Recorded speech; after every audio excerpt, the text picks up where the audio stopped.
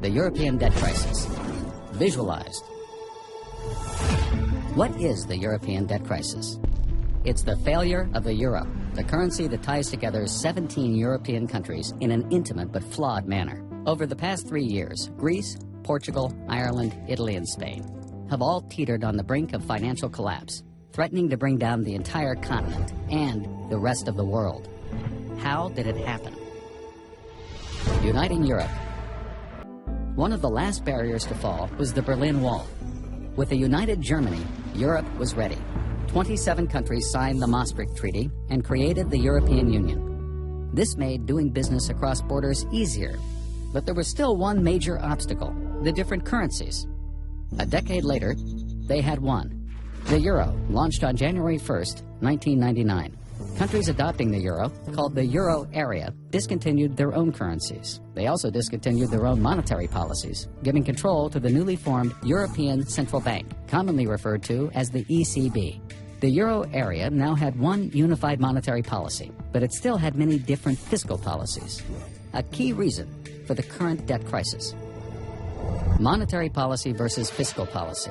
The government can only spend as much as it collects in taxes. Anything above that amount, it has to borrow. This is called deficit spending.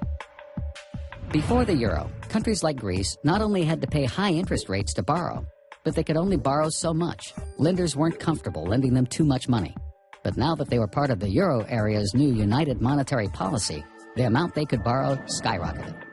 Smaller countries suddenly had access to credit like never before.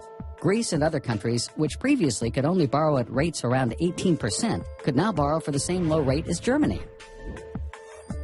With a new abundance of cheap credit, Greece and other European countries were able to adjust their fiscal policies and increase spending to previously impossible levels. Some countries embarked on huge deficit spending programs. The governments of Greece, Portugal, and Italy accumulated huge debts. However, they were able to repay these debts with more borrowed money. As long as the borrowing continued, so did the spending and the unbalanced fiscal policies. Credit flowed, debt accumulated, and the economies of Europe became tightly intertwined. Companies began opening factories and offices across Europe. German banks lending to French companies, French banks lending to Spanish companies, and so on and so forth. This made doing business incredibly efficient, while at the same time tying together the collective fate of the euro area. Things continued this way as long as credit was available, and credit was available until 2008. Spurred by a collapse in the U.S. housing market, a credit crisis swept the globe, bringing borrowing to a halt everywhere. Suddenly, the Greek economy couldn't function. It couldn't borrow money to pay for all the new jobs and benefits it created. It couldn't borrow the new money it needed to pay its old debts. This was a problem for Greece, but because of the unified monetary policy, it was also a problem for all of Europe. Much of Europe had been on a spending spree and borrowed more money than it could ever repay. But the problem is somebody has to pick up the tab, or else every country in the euro area will suffer. Since the countries that ran up the bill couldn't repay, everyone looked to Germany. Austerity measures. As the biggest and strongest economy in Europe, Germany reluctantly agreed to help bail out the debtor countries. In other words, Germany agreed to repay the bill, but only if the debtor countries agreed to implement strict austerity measures to ensure that it would never happen again. Austerity measures meant sucking it up, cutting spending, borrowing less, and paying back more debt. This sounds like a simple solution, right? It's not. First of all, nobody wants austerity. Austerity means cutting government spending, and since the government is by far the biggest spender in any economy, when the government cuts spending, it cuts the earnings of many of its citizens. People lose jobs. They get angry. They riot in the streets. And austerity also doesn't automatically balance a country's budget. You see, the government collects taxes based on people's earnings. So when earnings are reduced, the government collects less in taxes. They still can't pay down their debts. The pain is so bad that it's almost politically impossible to accomplish.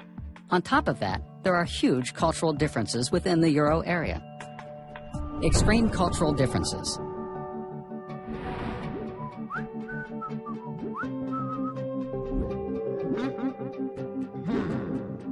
Germany is very financially responsible. In general, Germans work hard. expect little in the line of state benefits, and meticulously pay all of their taxes. Many Greeks, on the other hand, enjoy generous state benefits and don't pay taxes. Greece has a terrible problem. It has never collected the majority of the taxes it imposes on its citizens, and it's always been this way. Joining the euro just amplified it. The German view is that doesn't work. If you want our money, you need our morals.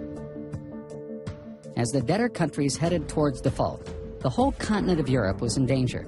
Remember, the debtor countries borrowed money from banks, investors, and other governments throughout Europe. As the debtor countries get closer to default, everyone who lent them money becomes weaker, and everyone who lent those lenders money also becomes weaker, and so on and so forth. A problem in one country could reverberate across the whole continent, triggering a chain reaction of default. If Greece defaults, then Spain could default. Italy, Portugal, and Ireland could be next. Then France, then Germany. Pretty soon, it could spread not just across Europe, but across the world.